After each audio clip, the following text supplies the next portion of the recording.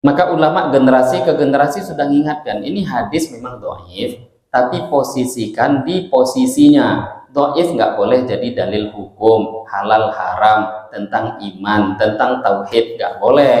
Tapi kalau untuk fadilah, boleh. Rugi Bapak Ibu, kalau nggak bisa, nggak mau ngamalkan hadis dhaif dalam fadilah, rugi. Nggak terdorong amal kita.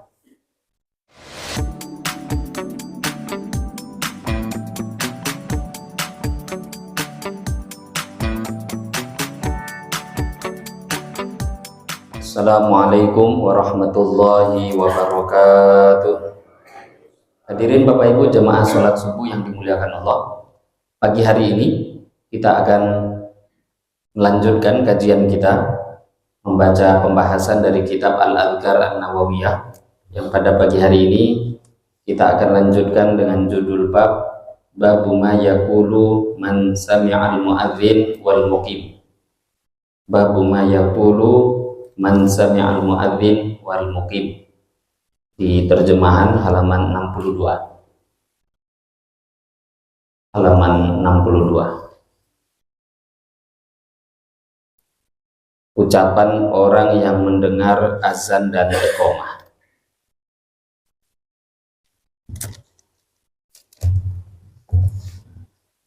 Bismillahirrahmanirrahim. Qala al-musannif rahimahullahu ta'ala, nafa'ana Allahu bihi wa bi'ulumihi fid dharain. Wa bi sanadin al-muttasil ila al-Imam An-Nawawi qala babu ma yaqulu man sami'al mu'adzin wal muqim. Bab menerangkan hadis yang telah datang, ma yaqulu, apa yang dibaca man oleh seseorang, sami'a yang dia mendengar, al-mu'adzinu orang yang azan, wal muqimu dan orang yang sedang membaca iqamah. Apa yang dianjurkan kita ucapkan ketika kita mendengarkan muazzin, orang yang sedang azan, atau mendengarkan orang yang iqamah. Yustahabbu, disunahkan, ayyakula, untuk seseorang membaca, mengucapkan, ayyakula, untuk mengucapkan man, seseorang, sami'a yang dia mendengar, al-mu'adzin, dia mendengarkan muadzin, wal muqima dan orang yang membaca iqamah, mithla qawlihi, dianjurkan dia mengucapkan sama seperti apa yang diucapkan oleh muadzin ataupun orang yang iqamah. Illa fi qawlihi, kecuali dalam ucapannya muadzin atau muqim, orang yang iqamah, hayya 'alas shalah, hayya 'alal falah.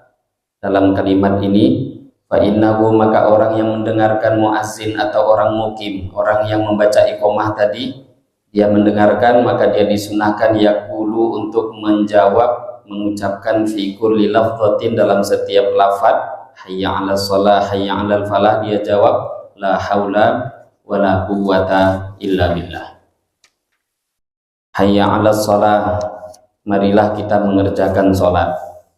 Hayya 'alal falah, mari menuju kepada kemenangan. Maka dia menjawab la haula wala quwwata illa billah. La haula, tidak ada daya, wala quwwata, tidak ada kekuatan, illa billahi, kecuali atas pertolongannya Allah Subhanahu wa taala.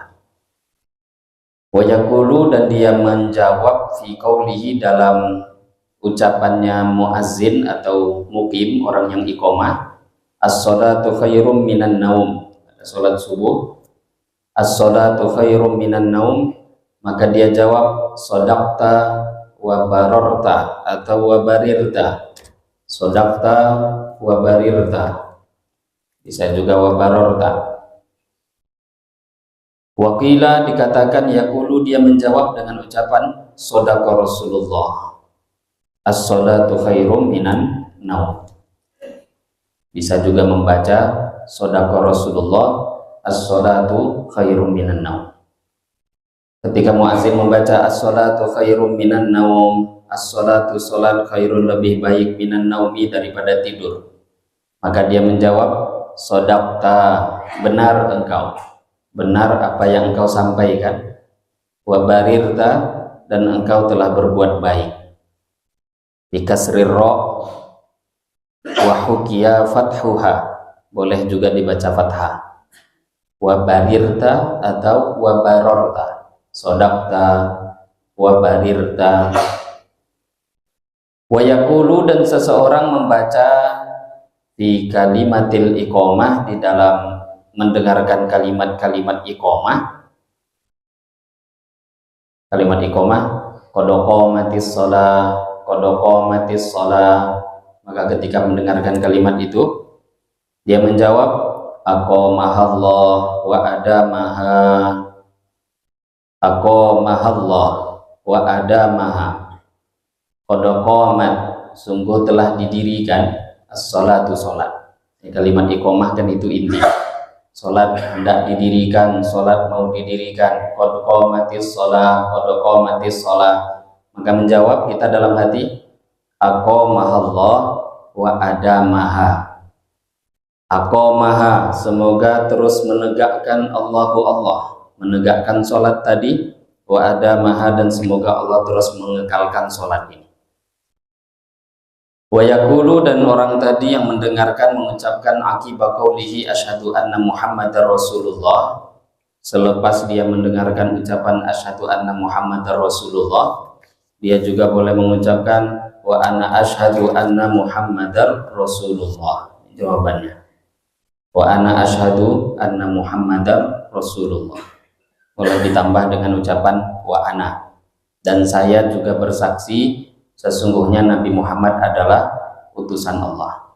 Tsumma yaqulu, kemudian dia membaca raditu billahi robba wa bi Muhammadin sallallahu alaihi wasallam rasulah wa bil islami dina.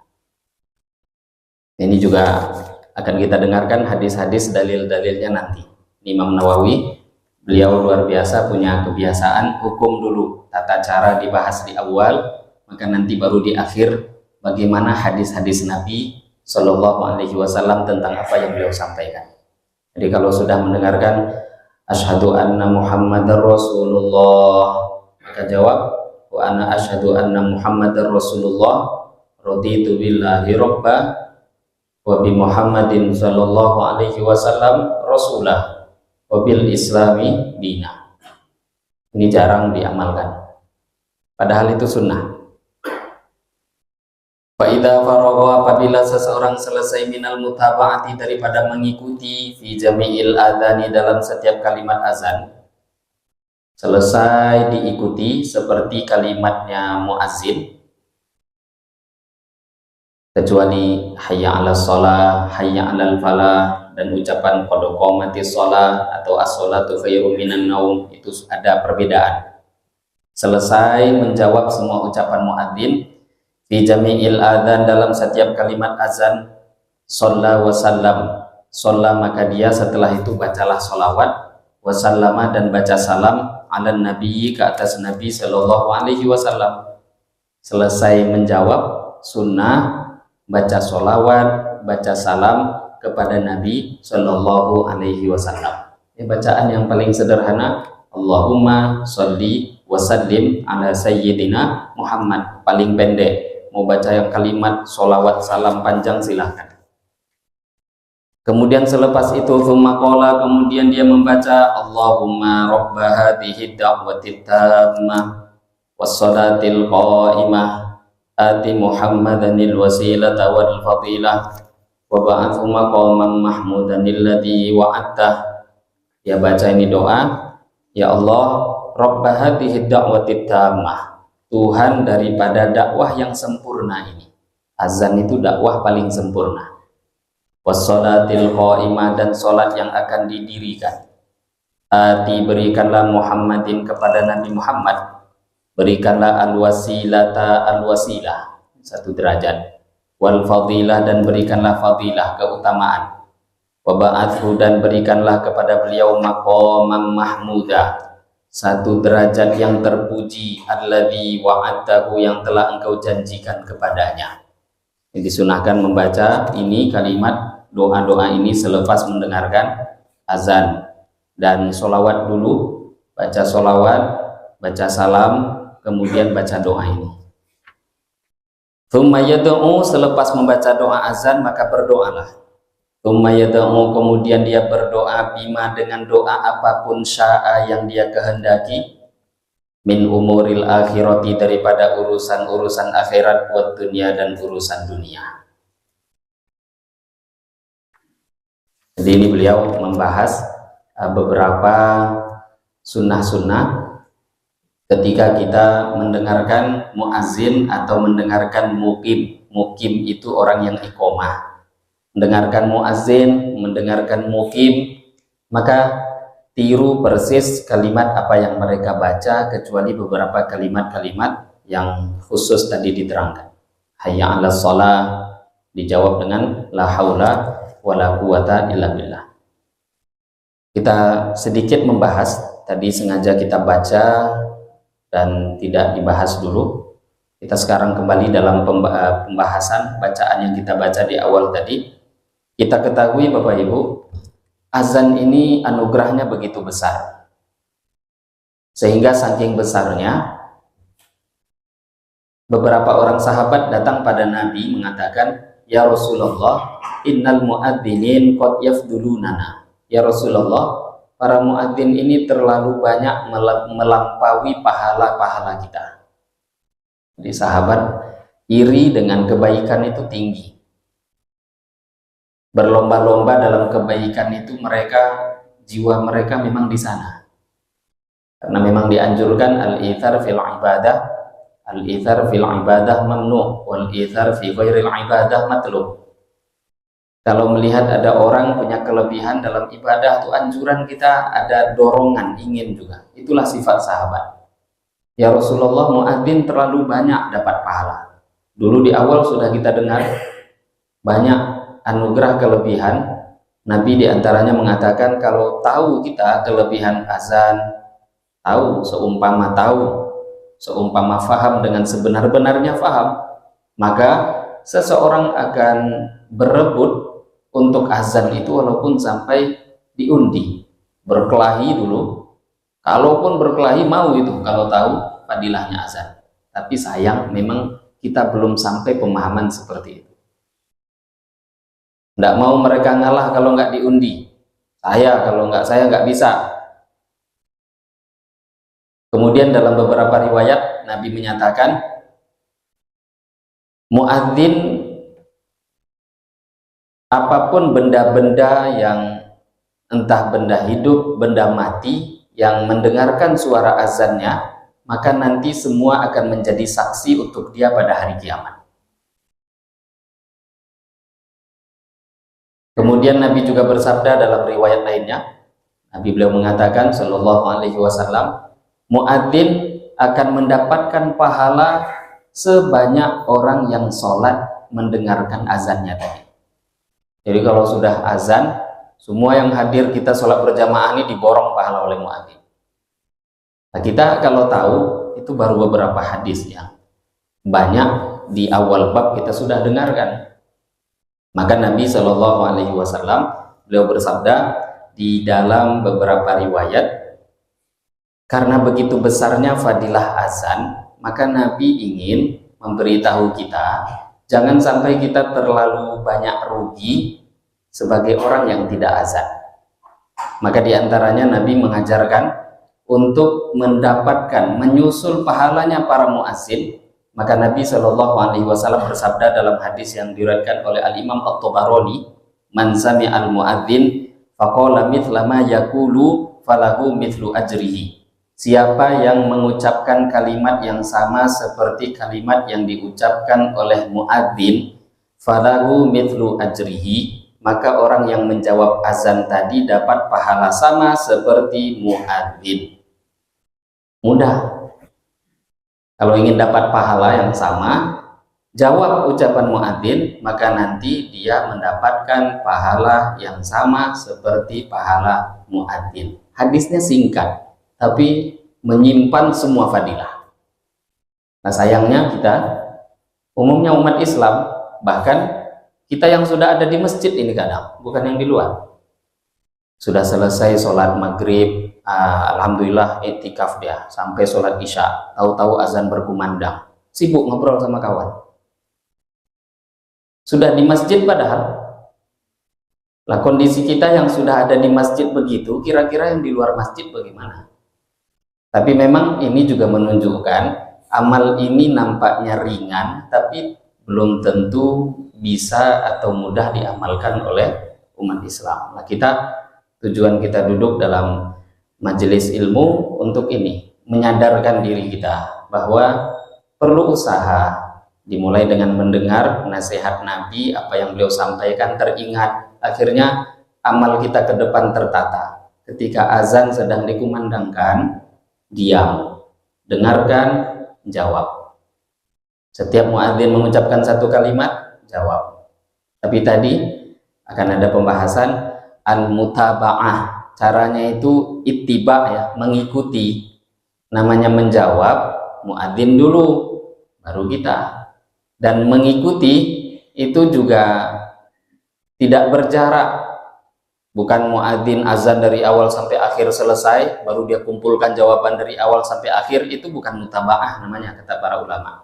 Jadi namanya tanya jawab, namanya jawaban itu muadzin nyampaikan, langsung dijawab. Allahu Akbar, Allahu Akbar, langsung jawab Allahu Akbar, Allahu Akbar. Apapun yang diucapkan, dengar dulu, langsung jawab. Dengar dulu, langsung jawab. Maka nanti fadilah-fadilah yang akan kita dengar akan dia dapatkan.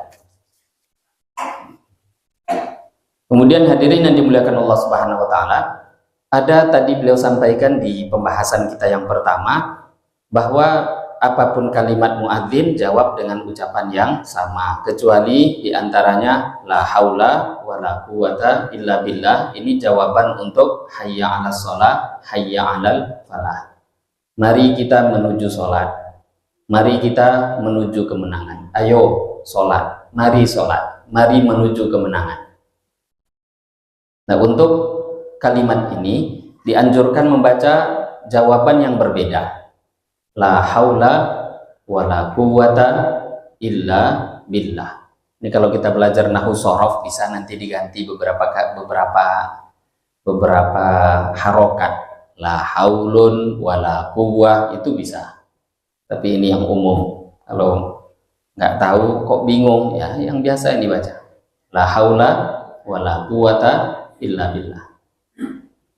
Kenapa kalimat ini dibedakan, Bapak Ibu? Karena kalimat yang pertama sampai sebelumnya Allahu Akbar, asyhadu an la ilaha illallah, terus setelahnya asyhadu anna Muhammadar Rasulullah. Ini memang kalimat zikir. Maka apa yang diucapkan kita jawab dengan jawaban yang sama. Hayya 'alas shalah, hayya 'alal falah ini bukan zikir, tapi ini sudah ajakan. Ayo sholat. Ayo menuju kemenangan. Ini ajakan sudah, bukan zikir. Maka kalau kita sudah diajak, ayo sholat, mari sholat, maka harusnya kita dalam hati, orang beriman itu akan mengatakan kalau sudah diajak kepada ketaatan, maka jawabannya, kami nggak akan mampu, saya nggak akan bisa kecuali ditolong oleh Allah.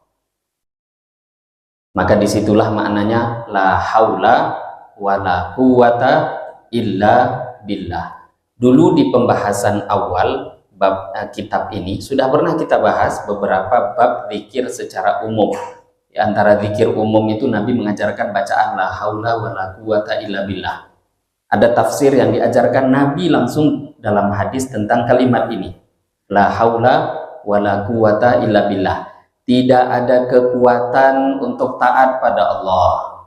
Dan tidak ada daya upaya kekuatan untuk meninggalkan maksiat kecuali atas pertolongan Allah. Itu makna la haula wala quwata illa billah. Jadi kita harus tahu dalam hati, mana mungkin bisa taat. Ya Allah, saya nggak akan mungkin bisa taat kalau nggak Engkau tolong. Ya Allah, nggak mungkin juga bisa meninggalkan maksiat kalau tidak Engkau tolong. Oh, saya soleh, saya rajin ke masjid, saya bisa buat ini, bisa. Iya, kalau nggak Allah tolong nggak bisa. Mau sholat, bukan karena hebatnya kita, enggak. Sampai kita ke masjid, bisa takbir, bisa selesaikan sholat, bisa berjamaah, semua bisa dikerjakan, bukan karena bisanya kita, tapi memang karena ditolong oleh Allah Subhanahu wa ta'ala. Maka ini kalimat ahli tawakal. Orang yang punya iman luar biasa, tawakal ini kalimatnya. Jadi bukan hanya sekedar ucapan Bapak Ibu. Bukan hanya sekedar ucapan, oh kalau ini yang dibaca muadzin jawabannya begini. Bukan hanya itu. Tapi makna di dalamnya dalam, dan ketika kita mendengarkan muadzin, ucapkan kalimat itu sembari rasakan di dalam hati. Dirasakan dalam hati, maka kalimat yang kita ucapkan itu akan menanamkan iman yang dalam ke dalam hati kita. Kemudian di dalam beberapa hadis ada lafadz yang umum.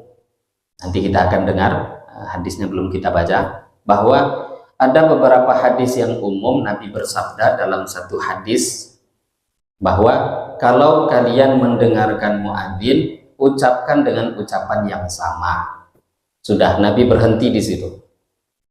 Mendengarkan muadzin, jawab dengan jawaban yang sama. Kecuali tadi lafadz yang hayya 'alas shalah dijawab la haula wala quwata illa billah, itu dari hadis yang lain. Jadi bukan dari satu hadis, enggak. Jadi ada beberapa hadis dikumpulkan baru keluar hukum. Nah, kita ini bukan orang yang pandai mengeluarkan hukum. Kita udah baca hukum yang jadi aja. Mudah itu. Membaca hukum jadi itulah namanya madhab. Itu fatwa.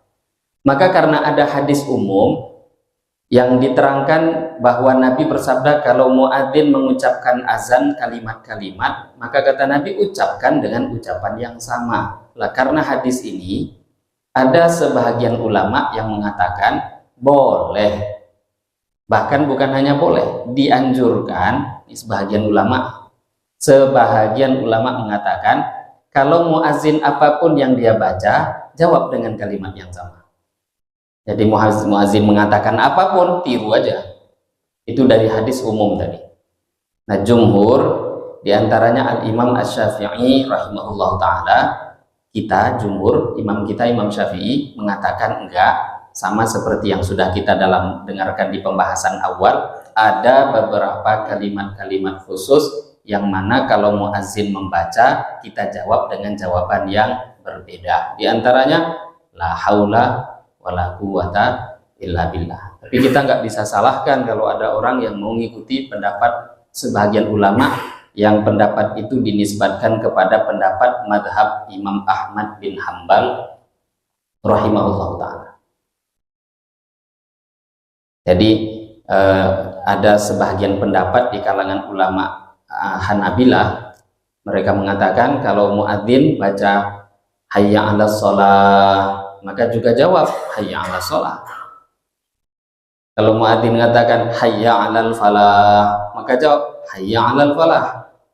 Tapi hadis yang lain nanti jelas Nabi nerangkan itu beda. Maka hadis yang khusus tadi tentu menerangkan hadis umum yang digunakan oleh madhab Hambali. Tapi ada ulama yang mengumpulkan. Kata para ulama, boleh kok memang menjawab, tapi kalau bisa dikumpulkan. Nah, ini ada sebagian ulama yang berada dalam posisi tengah dalam fatwa. Jadi mereka katakan, ucapkan dengan ucapan yang sama, tapi pakai tambahan. Ini ada ulama yang lebih mengumpulkan lagi. Jadi mereka katakan, kalau memang ingin menjaga ikhtilaf yang disampaikan oleh sebahagian ulama-ulama madhab Hambali, yang mengatakan ucapkan dengan ucapan yang sama seperti muadzin, maka ucapkan juga, tapi selepas itu tambah la haula wala quwata illa billah. Nah, ini mengumpulkan. Jadi akhirnya kalau memang ada ikhtilaf, beberapa hadis bisa diamalkan semua. Tapi jumhur tidak. Jumhur mengatakan cukup dengan la haula wala quwata illa billah. Nah, kalau pendapat yang pertengahan tadi, muadzin mengatakan hayya 'alas shalah, maka jawab hayya 'alas shalah, la haula wala quwata illa billah. Jadi semua hadis diamalkan. Hanya saja ini sedikit ikhtilaf yang saya sampaikan bukan untuk buat bingung Imam Syafi'i dan jumhur. Jumhur tuh hampir mayoritas ulama. Kebanyakan para ulama mencukupkan, dan seperti apa yang sudah kita amalkan itu memang pendapat jumhur. Yang dibaca muadzin hayya 'alas shalah, kita menjawab dengan jawaban beda, la haula wala quwata illa billah. Kemudian ada beberapa pembahasan lain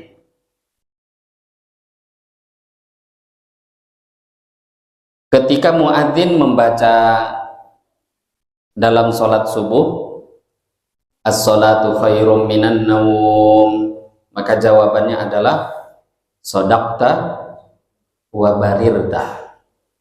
Ini kalimat yang minimal itu. Ada tambahan-tambahan yang diajarkan, itu tambahan dari ulama. Jadi minimal sodaqta wa barirta, benar apa yang engkau ucapkan. Wa barirta, dan engkau telah berbuat baik. Jadi ini kalimat kalau kita sudah hafal ya diamalkan, tapi kalau belum ya diamalkan. Tapi kalau kita dengarkan azan tidak terdengar, muazin azan subuh kita tidur, ya tentu nggak bisa jawab. Bisa jawab kalau dengar. Maka kalau as-sholatu khairum minan naum, jawabannya sodaqta wa barirta. Roknya boleh di fathah, sodaqta wa barorta. Ini tidak merubah makna. Ya, itu tambahan. Makanya tadi saya bilang ada beberapa tambahan yang ditambahkan oleh para alim ulama. Karena tambahan ini boleh saja, ini doa yang seperti kita dengarkan. Imam Nawawi sudah mengumpulkan beberapa, sudah beliau jadikan satu hukum fatwa. Kan selepas mendengarkan azan ada doa. Nah, di dalam doa azan itu aja nanti akan ada beberapa tambahan. Tadi doa yang saya baca, yang ditulis oleh Imam Nawawi, itu yang tertulis dalam hadis. Allahumma robba hadhihi da'watit tammah wassalatil qa'imah ati Muhammadanil wasilata wal fadilah wa ba'athu maqaman mahmudanil ladzi wa'attah. Sampai situ aja. Nanti kan ada lanjutan, biasa kita hafal.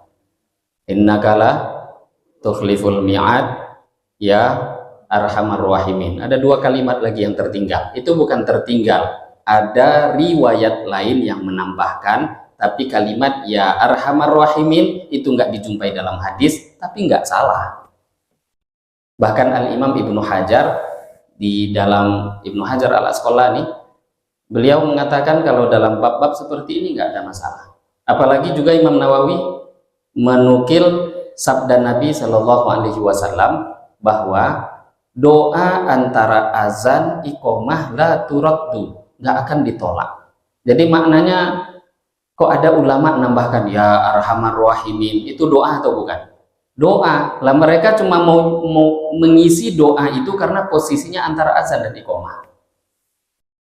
Tapi itu akan kita bahas di posisinya. Kita bahas satu persatu kalimat yang disampaikan oleh Imam An-Nawawi. Sodaqta wa barorta atau wa barirta. Lanjutan ditambahkan, itu tambahan yang disampaikan para ulama dan bagus, tidak ada masalah. Wa ana dzalika minasyahidin. Kemudian ketika sholat subuh, ada bukan sholat subuh, itu tadi sudah jawabannya sodaqta wa barirta untuk jawaban as-sholatu khairum minan naum. Ketika iqomah juga sama. Apa yang diucapkan oleh muadzin, bukan muadzin namanya iqomah ya, muqim, oleh orang yang iqomah, jawab dengan jawaban yang sama kecuali kalimat-kalimat yang tadi kita bahas. Tapi kan ada kekhususan iqomah.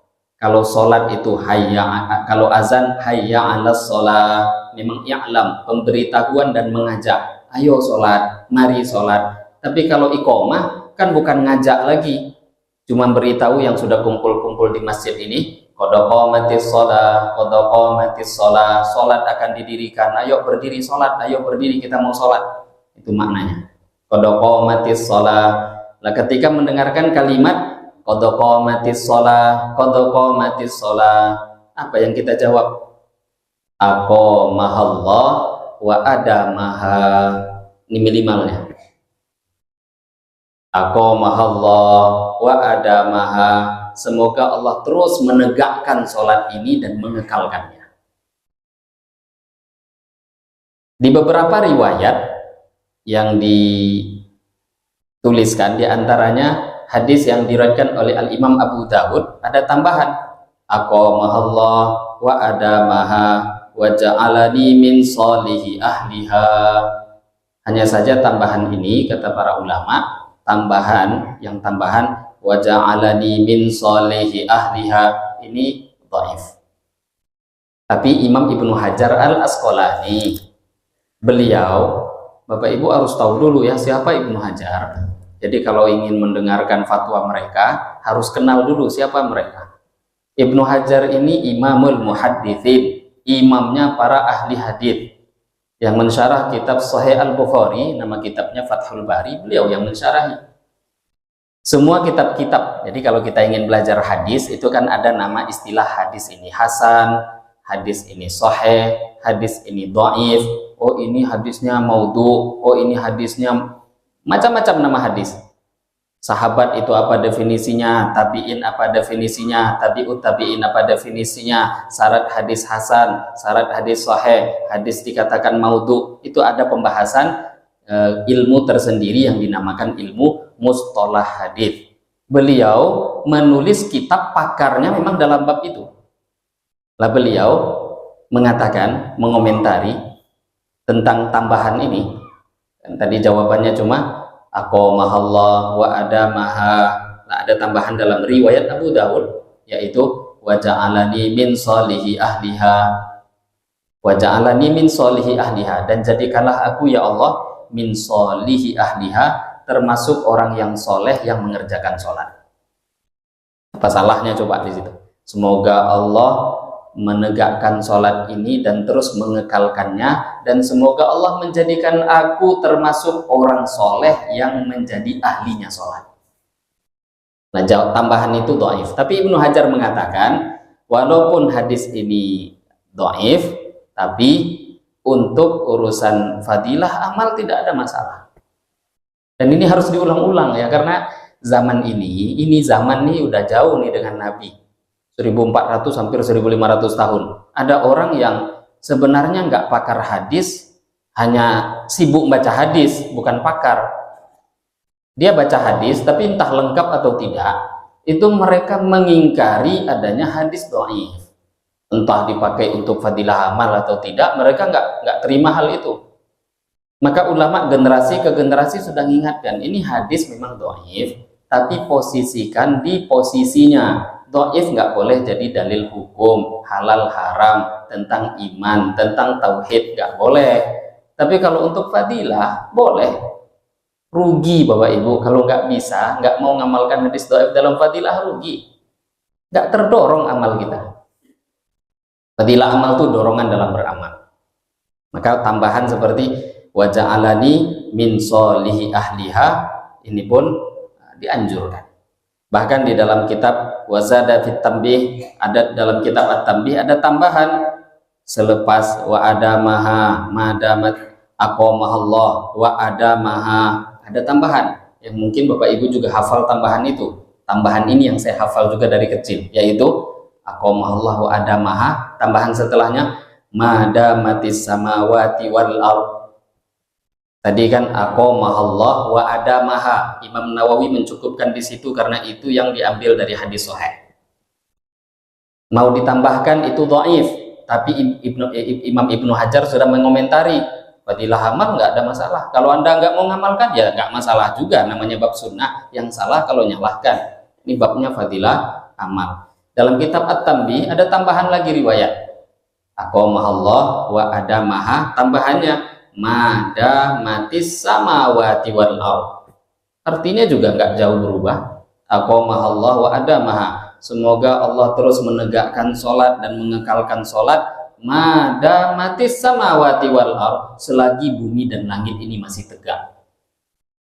Semoga sholat ini kekal selama bumi dan langit ini masih tegak. Ya kalau enggak nanti nggak ada orang sholat. Maka selagi ada orang sholat di permukaan bumi, kalau kita baca doa seperti ini, kita dapat kebagian pahalanya. Coba apa ruginya? Selagi ada orang yang sholat, kita kebahagiaan pahala. Kenapa? Ikut doa. Ikut berdoa pada Allah. Wa fin nihaya aw ya'ti bilafdil amri fayaqulu Allahumma aqimha wa adimha wa ja'alni. Dalam kitab Nihayah, karena ada hadis Nabi tadi kan aqamahallah wa adamaha.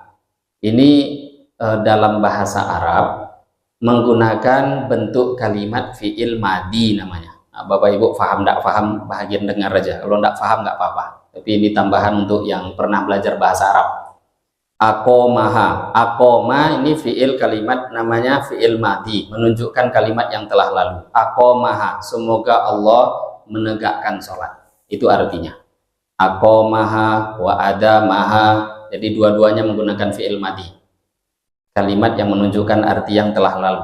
Boleh juga menggunakan fiil amar, kata perintah. Jadi aqoma fiil madhi dirubah menjadi kalimat perintah. Aqim, tegakkanlah. Wa adim, kekalkanlah. Ini ada riwayat juga yang diriwayatkan dari Nabi mengucapkan kalimat dengan menggunakan bentuk kalimat amar, kalimat perintah. Aqimha wa adimha, ya Allah tegakkanlah sholat. Ini kan fiil amar, bukan perintah pada Allah. Kalau itu juga termasuk isinya doa, tapi menggunakan kalimat perintah. Dua-duanya boleh. Aqomaha wa adamaha boleh, aqimha wa adimha wa ja'alni min solihi ahliha, itu pun diperbolehkan. Jadi nggak bisa kita mudah-mudah menyalahkan orang. Mana-mana yang mudah untuk dihafalkan, hafalkanlah. Oh Ustadz, panjang wa satu itu tadi yang tertulis aqomaha wa adamaha, nah pendek begitu. Mulai agak bisa menghafal lebih. Wa ja'alani min solihi ahliha, itu tambahannya. Atau sudah pernah hafal mungkin dari dulu Ustadz, apa betul? Apa tambahannya? Madamatis samawati wal ardh, itu pun ada diterangkan tambahan itu dalam kitab At-Tanbih. Nah, kemudian Ustadz, ada pernah kami dengar dirubah dalam sigot bentuk fiil amar, kalimat perintah, bukan aqomaha wa adamaha, tapi aqimha wa adimha wa ja'alani min solihi ahliha, itu pun ada riwayatnya. Jadi mana-mana yang mudah bisa untuk kita amalkan. Kemudian hadirin yang dimuliakan Allah Subhanahu wa taala, para ulama melanjutkan bahwa Imam Nawawi mengatakan selepas kita mendengarkan ucapan muadzin dan menjawab dengan jawaban yang sama kecuali beberapa kalimat khusus tadi, ada anjuran juga dalam hadis lain, ketika mendengarkan asyhadu anna Muhammadar Rasulullah, maka jawab dengan wa ana asyhadu anna Muhammadar Rasulullah, tambahkan raditu billahi rabba wa bi Muhammadin sallallahu alaihi wasallam rasulah wa bil islami dina. Ini akan ada hadisnya di depan kita dengar nanti, disampaikan oleh Imam Nawawi. Kemudian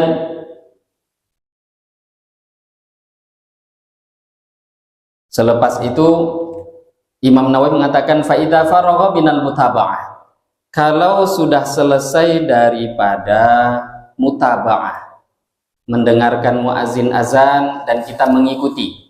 Tadi syarat mengikuti yang harus kita pahami. Ini bagi kita yang sudah duduk di kajian harusnya membedakan namanya mengikuti. Dengarkan dulu muazin, baru kemudian kita jawab. Baru dapat fadilah. Jangan dibarengi, enggak. Berbarengan itu namanya bukan mengikuti. Jadi dengar, baru ikuti. Itu namanya ngikut. Sama dengan sholat. Imam takbir dulu, baru kita ikut takbir. Jangan imam pas ngangkat tangan, kita ngangkat tangan, imam baca Allah, kita juga, itu bukan pengikut, bukan makmum namanya. Maka judulnya di sini mutaba'ah. Apalagi kita sudah tahu kalau azan itu namanya menjawab azan. Jadi menjawab itu kan tentu orang dulu berbicara, baru kita jawab. Kalau berbarengan itu namanya bukan jawab, berpacu. Jadi menjawab itu adalah disyaratkan dia tidak berbarengan dan tidak ketinggalan jauh. Kalau muazin sudah membaca asyhadu alla ilaha illallah, dia diam. Setengah menit kemudian baru dijawab. Itu kan bukan jawaban juga. Namanya percakapan kan ada batas. Secara huruf kok dia diam, itu nggak jawab namanya. Maka perlu dia diam, mendengarkan, setelah mendengarkan beri jawaban. Ini disyaratkan untuk memenuhi daripada apa yang kita inginkan, daripada apa yang disampaikan oleh Nabi Shallallahu Alaihi Wasallam.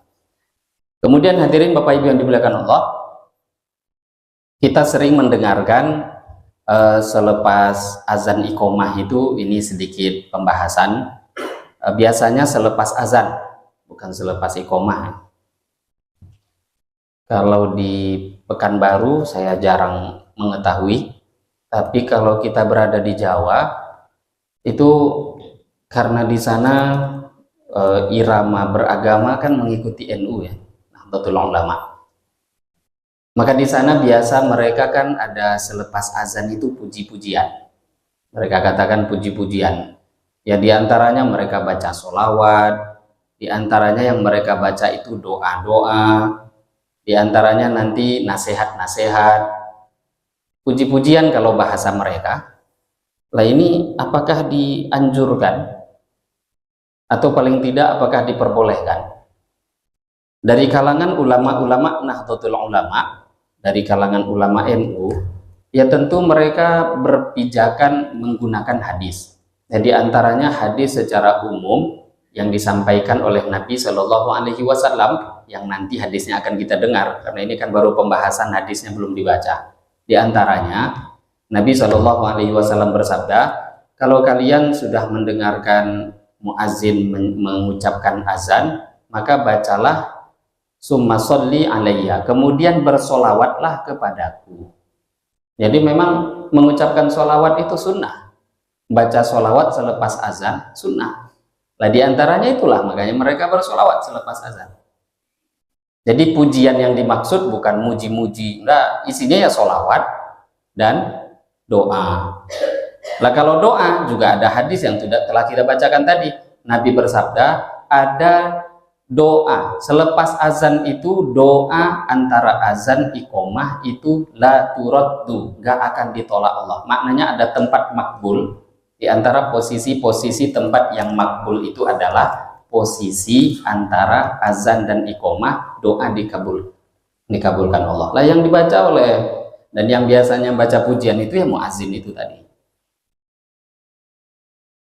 Dan hal-hal yang di zaman sekarang mungkin sebahagian ada kita anggap aneh macam pujian, termasuk di hari Jumat itu kan ada hal-hal yang dulu di zaman Nabi mungkin nggak dibuat. Contoh, kalau sudah mau sholat Jumat 15 menit 20 menit lagi, maka garim masjid, pengurus masjid mengumumkan lewat mic, bapak-bapak yang menghadiri sholat Jumat, waktu menunjukkan pukul, sisa waktu sholat Jumat 20 menit lagi, mari bersegera. Ini apakah sunnah?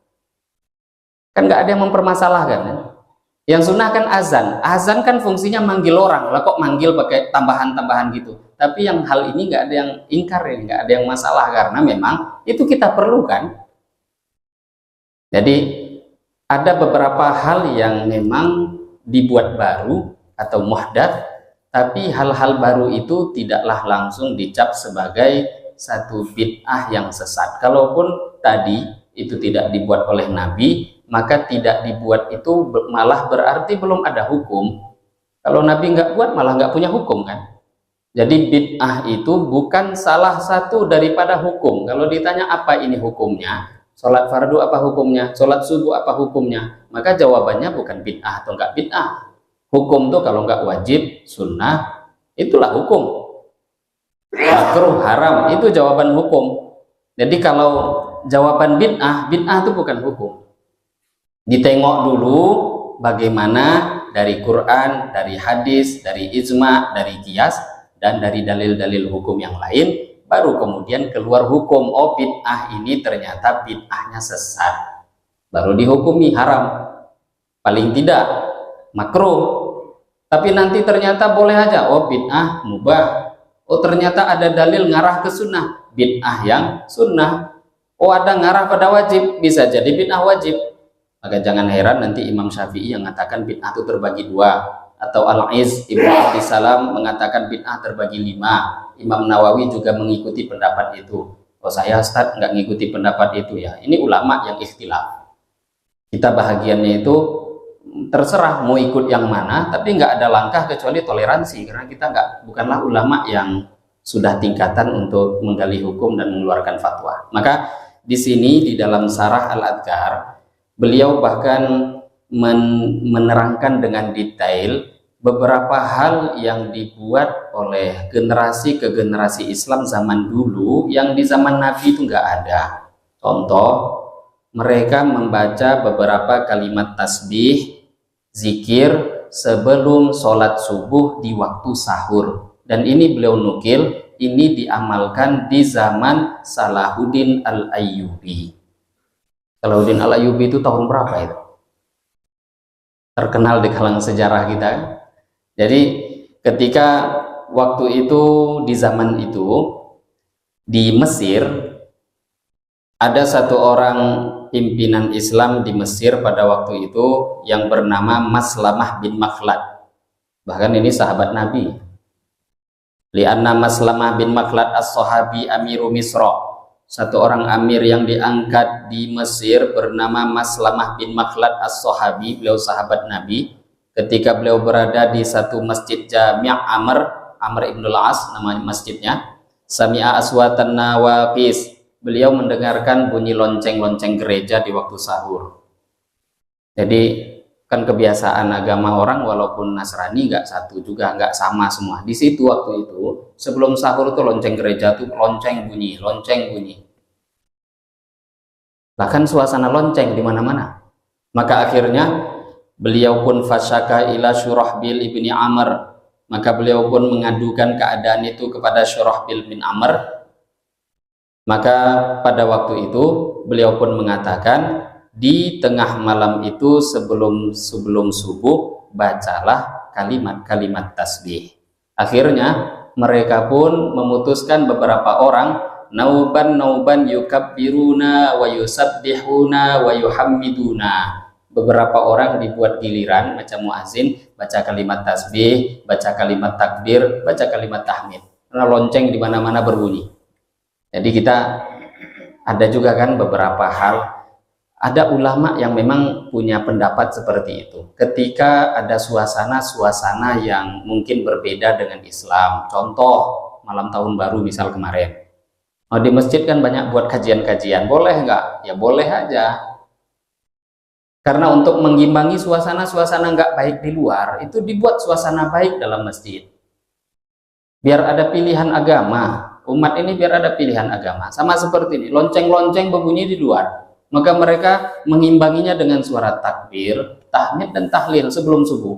Nah itu kan karena yang membacakannya di sini diterangkan muazin, akhirnya kan macam jadi posisi mirip-mirip azan. Padahal kan bukan azan itu. Waktunya pun sebelum sahur.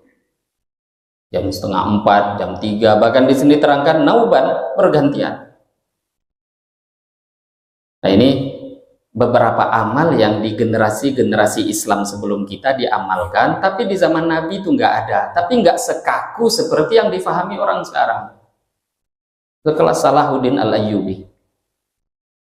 Maka bahkan yang tadi Salahuddin Al-Ayyubi dalam kitab ini dilanjutkan, tadi itu bukan di generasi Salahuddin Al-Ayyubi, ini generasi sahabat Maslamah bin Makhlad as-Sahabi. Jadi Maslamah bin Makhlad as-Sahabi ini sahabat Nabi yang amalkan. Yang Salahuddin Al-Ayyubi saya keliru, ini zaman setelahnya yang juga terjadi di Mesir. Wa min thamma ittakhadhan nas qiyamul mu'adzinin fil lail 'alal manabir falamma wulliya Salahuddin ibni Ayyub wa hamalan nas ala i'tiqadi madhhabil asy'ari amaral mu'adzinin ayya'lanu waqta tasbih bi dzikril aqidatil asy'ariyah allati ta'rifu bil mursyidiyah fawadhabu ala dzikriha kulla lailatin.